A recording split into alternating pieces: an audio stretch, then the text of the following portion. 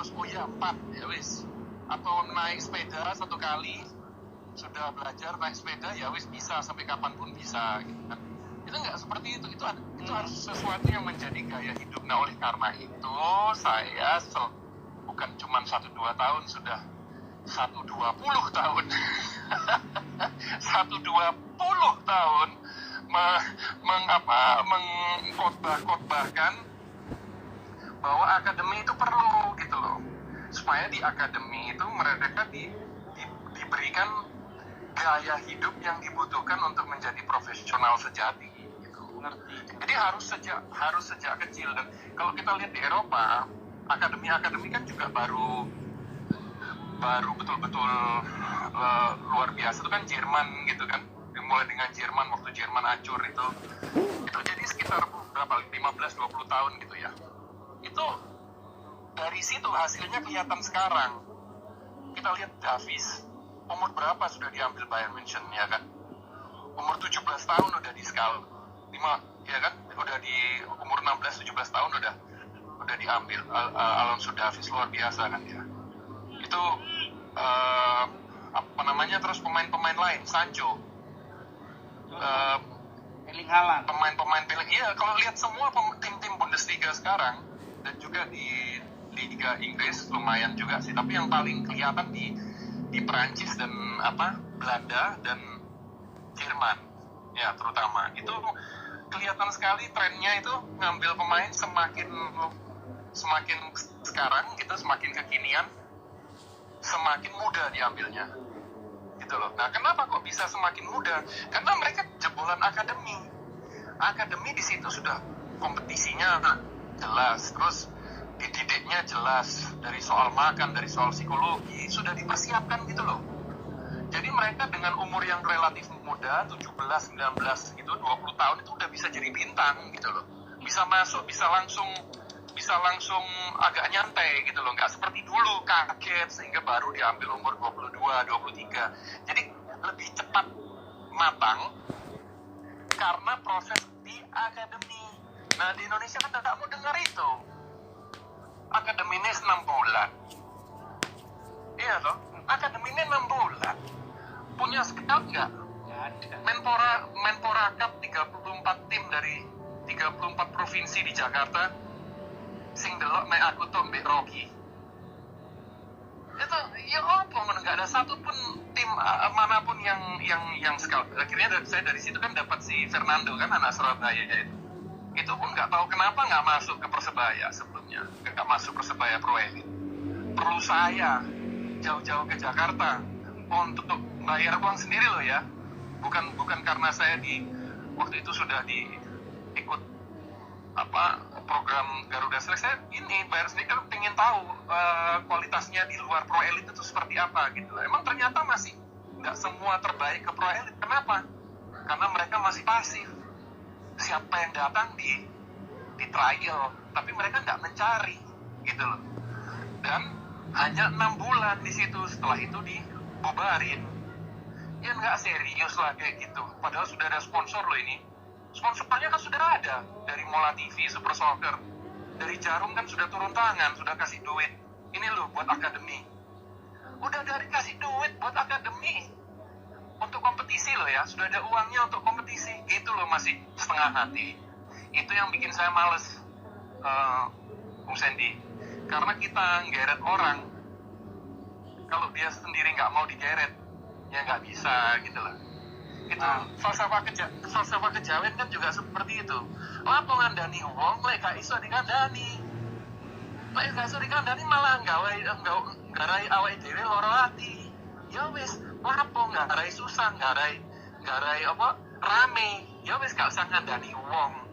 Kan gitu. Ya itu ada salahnya, ada benernya, ada waktunya ya menurut saya ya, adanya. Tapi dalam hal ini saya ngelihatnya seperti itu, males gitu loh udah ngasih tahu, soalnya nggak bisa diajak maju gitu, nggak bisa dikasih tahu. Bisa saya tambahkan yang barusan bahasa kejawen, bisa? Apa dia apa nah? Itu viral di Radio Susana, kalau Anda mau dengerin. Apa itu? Obat batuk nang apotik ada. Ya. Kalau wong Jawa lara watuk nang apotik ono obate nggak? Ada. Nek watek ya sing loro, ya apa? Lek apa loro? Obat watuk ana obate, Coach. Nek Iya. watek sing loro. Wah. Oh gitu. Iya kan? Iya. Gak ada di apotek manapun tuku obat watek, obat bengku, angin tuturane gak ono, Coach. Iya. Jadi saya bukan berarti saya menyerah ya, bukan gitu sih. Saya cuma bisa melakukan di level bawah, ada pelatih-pelatih yang mau belajar dan sebagainya, tapi ya itu semua juga datang dari klub profesional, dari federasi ya. Nah orang-orang itu biasanya banyak yang dari politik. Nah politik itu sistemnya kan jangka pendek, itu yang jadi masalah, padahal pembinaan sepak bola itu jangka panjang. Seperti yang saya tulis ya. Yang saya tulis. Ya, 25 tahun lagi, saya baru nyadar, 25 tahun ke depan, tepatnya 2045, Indonesia ini satu abad, 100 tahun merdeka. Dan ketika saya tanya ke yang gendeng bola biasa, yang setiap hari nonton Liga Elit Eropa, ngefans dengan atau pelatih Elit 31, saya tanya, apa gambarannya sepak bola Indonesia 25 tahun yang akan datang? Pada nggak bisa jawab. Amit-amit loh, padahal kalau kita punya anak, saya mau cepet ini ya, padahal kalau kita punya anak, SD, SMP, cita-citanya apa? Orang tua tinggal ngarahkan, tahu gambarannya. Oh ini pingin jadi guru, oh ini pingin jadi prajurit, ini mau jadi dokter. Arahnya jelas. Saya tanya 25 tahun lagi sepak bolamu jadi apa? Pada nggak bisa jawab loh, Coach. Wih, ngeri ya. loh. Itu kan bukan sesuatu hal yang baru, kan memang dari dulu seperti itu. Yang lainnya padang sprint, kita jalan di tempat kan. Jadi itu yang bikin kesel. Kalau misalnya saya lahir di Maldives, lahir di mana gitu nggak masalah kok. Tapi sama masalahnya kan saya lahir di Indonesia ini yang punya potensi besar gitu loh. Betul. Kalau potensinya kecil, jadi istilahnya anak SMP ini kok sakjane iso jadi dokter ya S3, tapi mari SD wis gak gelem sekolah ngono lho. Seperti itu. Iya. Jadi nggak sesuai potensinya gitu loh. Nah itu saya lihat sepak bola Indonesia seperti itu. Jadi tapi kalau cuma ngomong potensi, kayak misalnya anak tadi ya, dia sebenarnya potensinya S3, tapi dia nggak sekolah ya podo ae.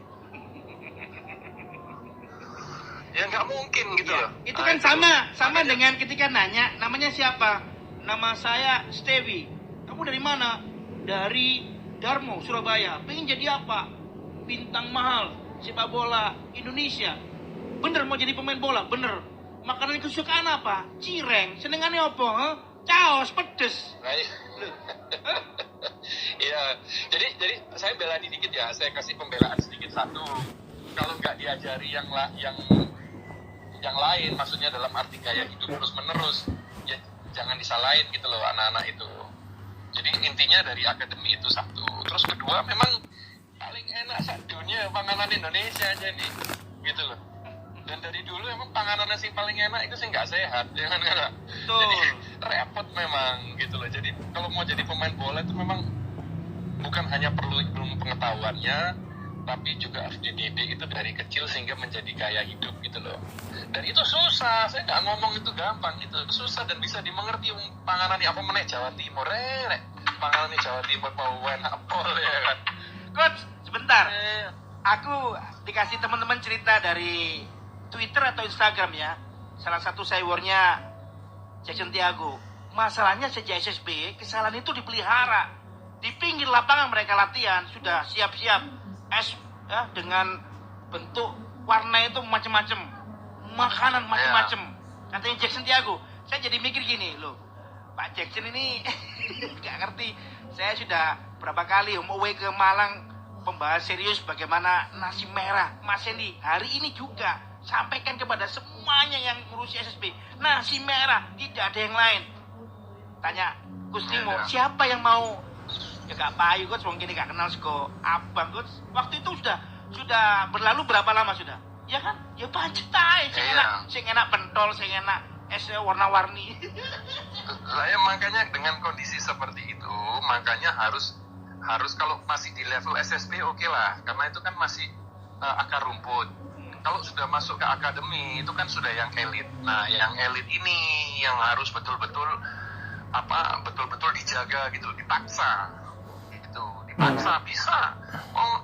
Coba lihat kawasan-kawasan tentara tertib kok. Coba keluar dari kawasan tentara, nggak tertib, buang sampah sampai naik. Di kawasan tentara coba berani nggak buang sampah sembarangan, apa nggak dikongkon push up. Jadi bisa jadi uang itu iso. Orang kita bisa, tapi harus dipaksa, harus berada di lingkungan yang mendukung itu gitu loh. Nah, kenapa coba lihat sekarang ya. Kemarin saya ke Cirebon United kan karena bantu jadi dirtek di sana. Saya sempatkan diri ke Kudus. Di Kudus itu kan ada tempatnya Jarum itu, bulu tangkis. Wah, luar biasa tempatnya. Puluhan anak fokusnya hidupnya cuman bulu tangkis. Dijaga di situ. Makanan, latihannya kualitas. Semuanya terkonsentrasi seperti itu. Ya jelas aja Indonesia berprestasi di bulu tangkis gitu loh. Jadi semuanya itu tergantung kita punya ada dua sisi ya. Jadi seperti mata uang ya. Dua sisi. Satu dari federasi bikin policy, akademi harus serius, klub harus serius, ini kompetisinya gitu kan. Akademinya dibikin standar, itu semua dari federasi. Jadi keharusan itu, ketegasan itu. Kemudian kemudian dari sisi orang tua dan pemainnya gitu, dan akademinya sendiri untuk memberikan yang terbaik, untuk betul-betul fokus, konsentrasi, nggak setengah-setengah gitu loh. Nah, baru kalau itu saya lihat dua itu ketemu, baru kita bisa bicara Indonesia mencapai potensinya. Baru mencapai gitu. potensi loh ya. Baru mencapai potensi loh ya. Iya, Pak.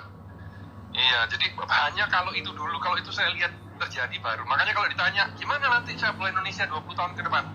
Kalau dibangun kah omahe ngene. Lek omahe dibangun ya dadi, lek gak dibangun ya pacet ae, Bos.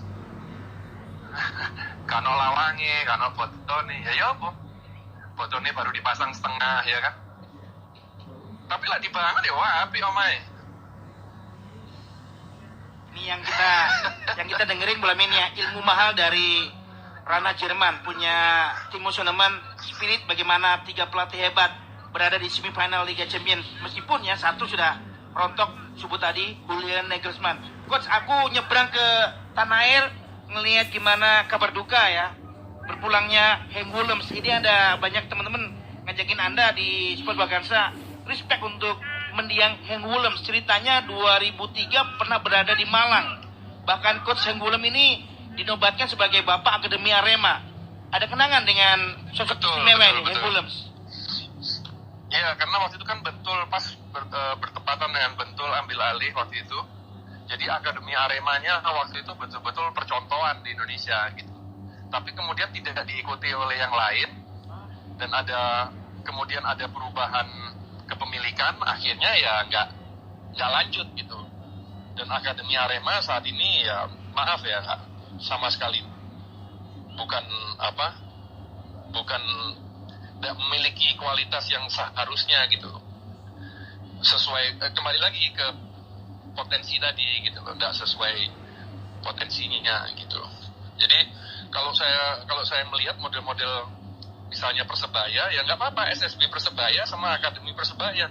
SSB-nya berbayar, silahkan. Ya kan? Berbayar. Kalau Akademi ya sudah nggak berbayar, pilih, cari, punya scout.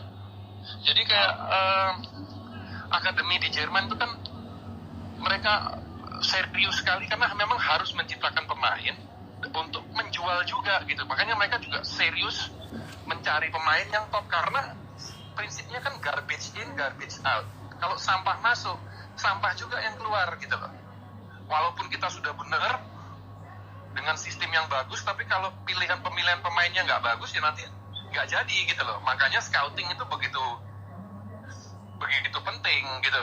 Nah di Jerman itu DFB-nya, federasinya melihat itu. Oke, Jerman kalau mau tetap berkualitas, tetap mau bersaing di papan atas dunia, apa perubahan yang harus dilakukan? Oke, kita harus bikin akademi, pelatihnya harus dididik betul-betul kualitas, berkualitas, bikin akademi khusus untuk pelatih, dan itu berjalan sekarang, dan itu sudah lama sekali, udah kelihatan kok hasilnya, karena memang dari dulu kualitas. 30 pelatih yang ikut lisensi itu yang lulus mungkin cuma 15-20. Dari 15-20 yang lulus bisa masuk ke jenjang berikutnya cuma 10. Jadi diseleksi sekali. Jadi jaminan mutu, orang punya lisensi B, lisensi C, lisensi A itu di Jerman jaminan mutu. Bangga ngomongnya. Jadi Kibol ikut lisensi lolos gak, Coach? Nggak tahu. Saya nggak tahu. Ketawanya sampai bisa nendang bal ya akan karo aku. Gak tahu delok sampai nendang bal. Mulai. Roni lah ngomong nobel lah sampai nyemprit ngono kan. Prit. Tapi masalahnya kita kan sama Bung Zendi, gak dirungokno ya toh. Gini. Balik ke 25 tahun yang akan datang, bagaimana sepak bola Indonesia kebanyakan ya flat, gak ada yang bisa memberi gambaran yang meyakinkan. Kalau saya hari ini ngobrol dengan Timo Schoenemann Bolamin ya, edisi Rabu Pahing ya 19 Agustus, buktikan omongan saya, 25 tahun yang akan datang itu sudah ada perubahan tentang koefisien ya, koefisien European Top Division. Artinya apa? Klub-klub Jerman akan berada sebanding dengan yang di Spanyol, Inggris. Catat omongan saya ya. 19 Agustus saya menyampaikannya mendekati pukul 14 siang ini. Tim Jerman akan berada di selevel Spanyol sama Ramalan Joyoboyo ya. Ramalan Joyoboyo. Kan kalau Anda bilang tadi bagaimana ada yang mendobrak tradisi 3 pelatih top di sana ya. Sampean kayak Joyoboyo yang kayak ramalan sama. Haruslah belajar dari jenengan kok. Di zaman rame wong Jawa karek tinggal setengah. Di zaman rame, zaman modern, Jayabaya bilang orang Jawa akan kehilangan kejawaannya, tinggal setengah, meninggalkan budayanya. Wongnya wake wong Jawa, tapi sudah meninggalkan budayanya. Itu yang kalau saya lihat dari anunya Jayabaya loh ya. Tapi sampean punya prediksi? Ya biasanya sih mantap toh, biasanya mantap. Cuman kalau saya rasa Jerman sih sudah dari dulu top kelas. Udah dari negara di seluruh dunia yang paling konsisten berada di atas kan Jerman. Jadi sebenarnya tinggal di copy, bukan copy paste ya, di copy kemudian diedit sesuai di Indonesia kan seperti itu. Good Karena news. Bagusnya Jerman kan mereka sistematis gitu loh. Semua itu dilakukan secara sistematis gitu.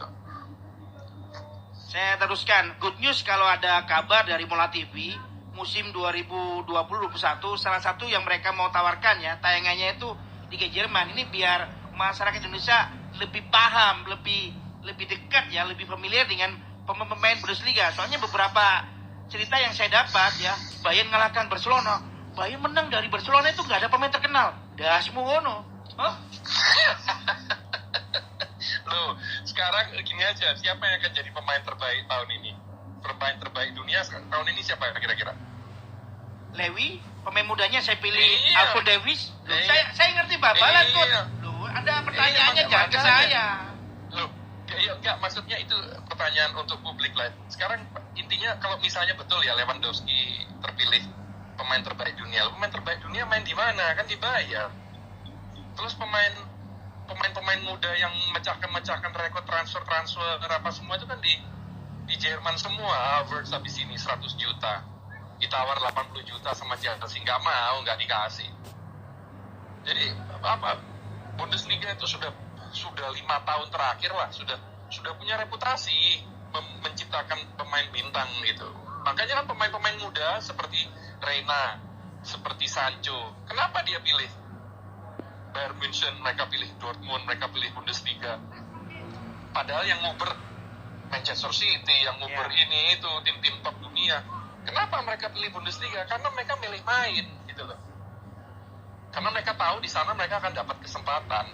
Atmosfernya juga nggak kalah dengan yang di ya Spanyol, Inggris. Atmosfer loh ya, antusiasme supporter loh.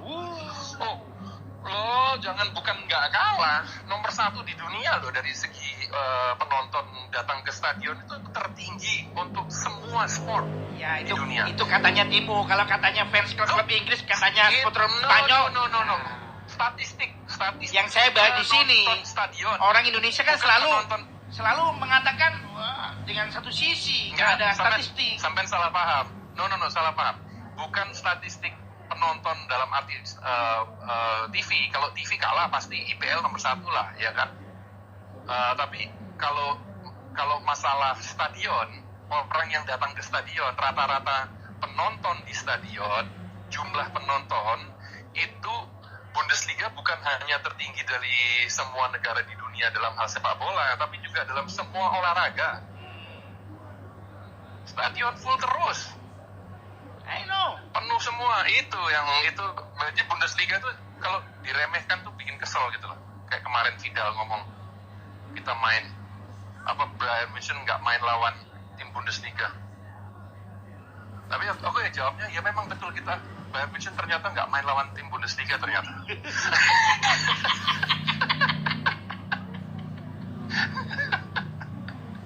Aduh, kekalahan paling telak terhadap Bayern München, San Pauli. Setelah itu apa? HSV. Setelah itu apa? Bayern München, Barcelona. Kekalahan tertelak melawan Bayern München, San Pauli, Liga 2, HSV Liga 2, Barcelona. Kita break dulu ya, ada yang pengen nimbrung dengan perbincangan kita dari Tidar, menyapa Anda. Daniel, salam hormat buat Coach Timo. Seger hari ini ya, nggak terlalu panas mendengarkan skillful dari Coach Timo. Nang Tidar iki. Tonggo dewe berarti. Ya. Tapi saya lagi di Lawang ini. Lagi nonton latihannya Brandon. Itu yang saya belum klik tadi. Akademi tempat Brandon sekarang ini menimba ilmu di mana? Diulangi, Coach. Ricky Nelson Academy. Ricky Jadi Nelson. Coach Ricky Nelson, ya, dia bikin akademi di Malang, di Lawang sini. Dan saya lihat kualitasnya bagus gitu loh. Dari segi pelatihnya, ini pelatihnya FX Januar, defender juga kan. Jadi untuk Brandon yang center back itu cocok. Kemudian mereka banyak pertandingan, itu penting untuk umurnya, apalagi untuk umurnya Brandon ya. Terus saya dapat kesempatan untuk ngelatih sekali seminggu itu. Dan pada saat saya masuk, saya khusus melatih taktik. Gitu. Dengan rumah jauh nggak daerah Tidar? Lumayan, ini kesini ya setengah jam lebih, 45 menit lah. Seminggu berapa kali? 4 kali. Boleh ya. Ya, kalau umur segini sudah harus 4 kali. Kalau umur di bawahnya 3 kali, 12 ke bawah, ya 10 ke bawah 2 kali. Itu setelah itu 3 kali gitu kan. Umur segini sudah 4 kali, termasuk pertandingan ya. Jadi 3 kali latihan, 1 kali pertandingan, seperti itu ya. Tapi tetap aja harus latihan sendiri di rumah gitu. Nah, latihan sendirinya itu sesuai umur juga gitu. Tapi intinya harus latihan di rumah, nggak bisa cuman latihan di klub. Umurnya Brandon berapa sekarang? 15, ya 2005. Tercantum sebagai pemain? Maksudnya? Ikut tim mana? Ya itu Ricky Nelson Academy sekarang. Dari yang Asifa, step by step naik ke Iya. Ricky Nelson. Sekarang ke Ricky Nelson ya. Next, ada yang di handphonenya Seni Gebel menyapa Coach Timo. Jude Bellingham, punyanya Birmingham, berada di Dortmund. Game terakhir pemanasan sudah selebrasi. Tambah muda, Coach. Gitu katanya Afif Digard ini. Afif Digard menyapa Anda. Iya, muda sekali. Jadi Dortmund yang paling kelihatan mudanya itu Dortmund sama Stuttgart. Stuttgart naik dengan tim muda sekali dan mereka mempertahankan tim muda mereka gitu. namanya di Jungen Wilden istilahnya itu kan, VfB Stuttgart Jungen Wilden. Terakhir juara juga dengan Jungen Wilden itu. Jungen Wilden itu maksudnya the wild, the young and wild gitu, young and wild, apa, muda dan wild gitu kan. Dan Bayern München memang yang luar biasa, pemain-pemain mudanya itu juga sekaligus bintang gitu loh. Nah itu yang luar biasa sekarang, karena bukan hanya pemain muda itu masuk terus adaptasi, tapi dia masuk dan menjadi bintang gitu. Yes. Next, ada yang pingin diperhatikan ini ya. Aku punya anak perempuan di Malang ya. Ada saran dari Coach Timo, kemana harus berlatih sepak bola? Wih, ada SSB atau akademi untuk cewek? Saya kurang tahu soal itu karena dulunya ada, sekarang sepertinya tidak ada saat ini. Tapi saya kurang tahu. Kita lewati Akademi Villanesia, Coach. Ngerti nggak ya? Apa yang dimaksud dengan Akademi Villanesia? Fansnya Milan tanya.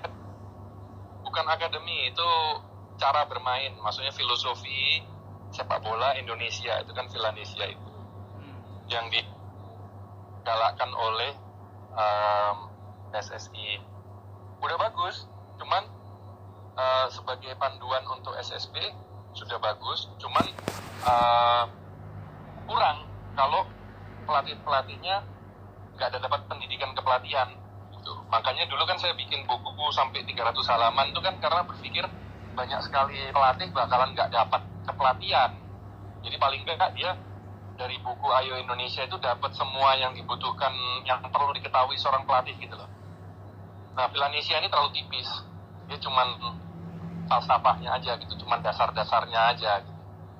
Jadi harus didukung dengan yang selalu saya utamakan kan akademi ini diseriusi sama kepelatihan diseriusi gitu. Kalau kemarin sempat saya lihat PSSI cukup membaik dalam hal menyeriusi lebih serius tentang kepelatihan, tapi itu masih harus ditingkatkan dan harus dilanjutkan. Nah ini nggak tahu sekarang. Kok banyak kempesnya gitu ya di tengah perjalanan ya? Itu kan menjadi lagu wajib dari saya ke rumahnya Kustimo seminggu sekali dulu dengan pendeta Gito TW. Aduh banyak kempesnya, gitu lah. Wis lah. Ya intinya kita berbuat sebisa kita gitu, tapi di sisi lain ya itu kalau orang tanya kenapa kok saya nggak ngelatih profesional atau itu ya, atau nggak vokal lagi itu, karena itu capek, udah capek. Garuda Select ada info? Belum tahu kapan mulai lagi, tapi saya nggak ikut, maksudnya nggak terlibat karena keluarga kan nggak bisa ikut, jadi saya nggak, kalau jauh lagi dari keluarga berat buat saya gitu. Istimewa.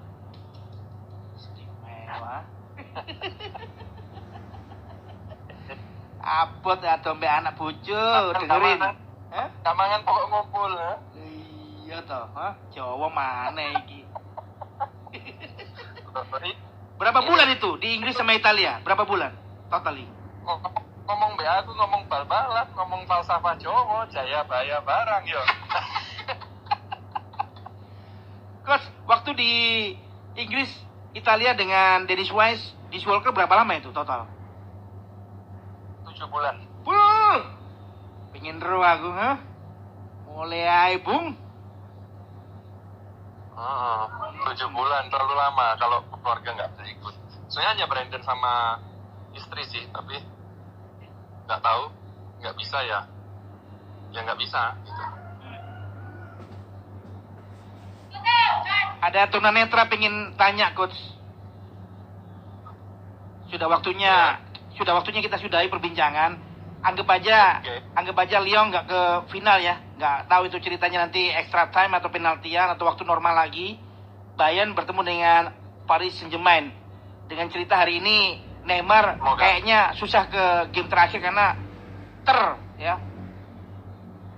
tangkap kamera, tukar jersey.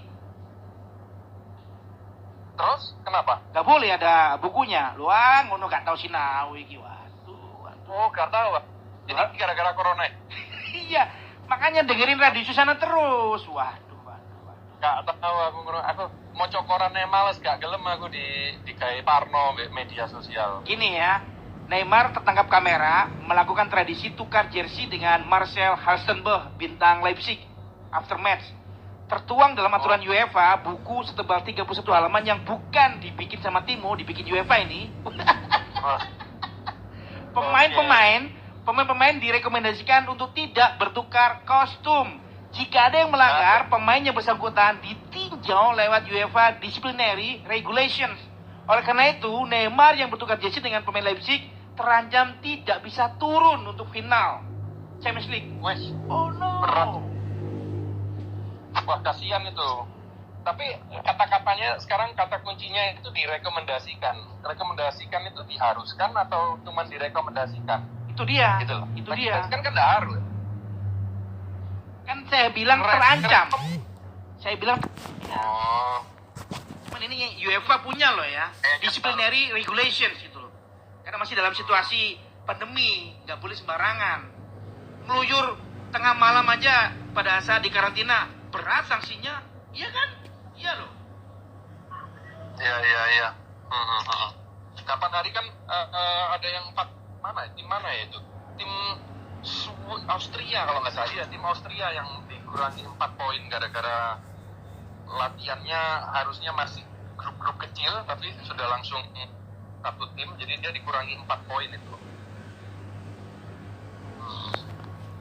Yang terakhir, saya lupa di mana itu. Terakhir kalau ke finale nih, Bayern lawan Paris Saint-Germain dengan atau tidak ada Neymar, gambarannya seperti apa? Itu yang diminta teman kita tunanetra di Rembang ini, Ido. Step by step dulu. Pertama Lyon, soalnya harus hormat. Tim yang masuk semifinal itu harus dihormati.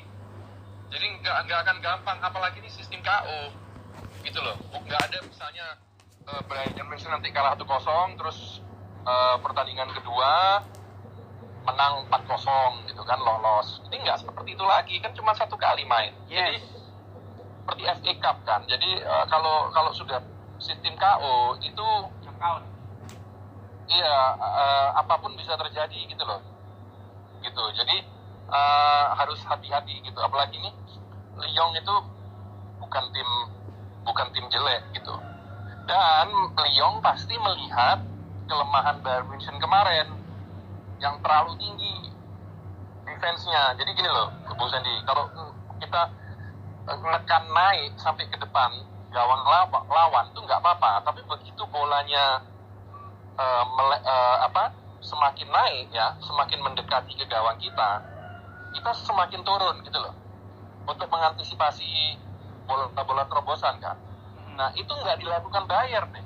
Jadi jaraknya itu, nanti saya kirim foto coba, itu terus-terusan ditunjukkan oleh Bayern bahwa jarak antara bola lawan yang megang bola dan garis belakangnya mereka itu terlalu dekat gitu loh. Jadi untuk antisipasi bola terobosan itu nggak cukup gitu. Dan itu paling bagusnya oleh Hansi Flick babak kedua diperbaiki sedikit. Konyolnya Barcelona nggak mempergunakan itu di babak pertama gitu. Jadi secara taktis Barcelona kemarin kacau sekali.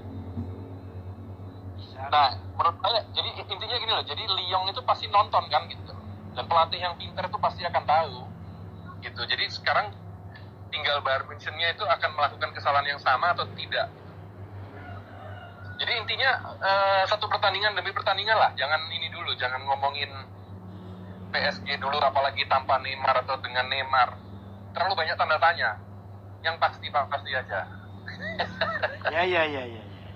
Penutupnya ini ada catatan dikasih teman kita Didi Maldini buat Kustimo, Bung.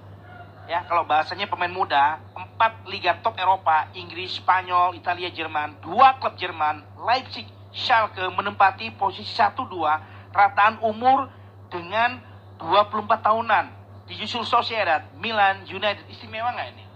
Leipzig, Schalke, nomor 1-2, rata-rata usia 24 tahun. Gila coach. Schalke memang dari dulu termasuk salah satu akademi yang paling top Eropa gitu loh. Mereka mengeluarkan banyak sekali pemain loh. Termasuk Ozil, Neuer kan semua dari situ. Jebolan. Jadi Royal Blue. Iya, akademi top gitu. Leipzig memang filosofinya pada saat pendirian itu pemain-pemain muda kemudian menjual gitu karena ada faktor bisnisnya gitu. Dan memang di Jerman semua klub itu harus seperti itu, ngambil pemain muda kemudian menjual karena dari segi bisnis itu yang harus mereka lakukan gitu, mau nggak mau gitu. Yang klub yang tidak harus melakukan itu cuman di Bundesliga ya, itu cuman Bayern München karena memang sudah puluhan tahun di manage dengan sangat benar, luar biasa gitu kan. Jadi mereka punya uang yang cukup, mereka nggak harus jual pemain gitu. Nah, ditambah lagi beberapa pemain seperti beberapa klub seperti siapa? RB Leipzig nggak harus jual pemain. Kalau mau silahkan karena bisnis kan mereka. Kalau mau, tapi kalau nggak mau nggak harus gitu. Jadi mereka bisa tekan harga, bisa ngangkat harga gitu loh pemain yang mau dijual itu. Kemudian siapa lagi? Wolfsburg karena ada VW di belakang. Kemudian ada Leverkusen karena ada Bayer di belakang. Jadi selain tim-tim itu semua termasuk Dortmund itu harus menjual pemain secara berkala, mau nggak mau. Biar seimbang ya keuangan klub. Ya, karena peraturan di Jerman kan gitu, klub sepak bola tidak diistimewakan seperti di Italia atau di Spanyol, boleh minjem uang seenaknya gitu ke bank, nggak boleh. Jadi di Jerman oleh pemerintah Jerman dianggap PT. Jadi kalau PT-nya tidak menguntungkan ya ngapain ada PT itu gitu. Jadi nggak diistimewakan klub bola itu. Makanya harus sehat gitu. Kalau aku mikir ini ya, Schalke dengan RB Leipzig urutan nomor 1 di Eropa, rata-rata usia 24 tahun ya pemain-pemain di sana. Jadi bayangno kalau ini diterapkan di Liga Indonesia, pemain tua ngamuk kabeh coach. Kon arek endi kon? Ane sopo kon? Ngono kok tukaran coach ya. Mana ciri-ciri nang ngene kene weh. Kan kalau di Indonesia nggak bisa, kan tadi saya bilang bisa semudah itu sekarang trennya karena di akademi dipersiapkan dengan super bagus gitu. Jadi dengan kompetisi dan persiapan yang super bagus dari segala sisi, mereka itu sudah siap dalam umur yang jauh lebih muda dari sebelumnya. Kalau di Indonesia nggak ada akademi kok, nggak ada kompetisi kok. Lah terus mau cepet matangnya dari mana gitu. Makanya pemain-pemain kita rata-rata kan baru 23, 24 itu baru matang. Miris ya. Terima kasih pencerahannya hari ini. 44 menit mendekati first half ini. Perbincangan dengan Timo Soneman pada saat masih sibuk ngawasi putranya Brandon. Mau ya ngelakkan waktu untuk radio Gibol. Bateraiku, handphone kuntai gitu kan. Suwon, dulurku. Suwon ya. Danke. Salam buat dunia hijau.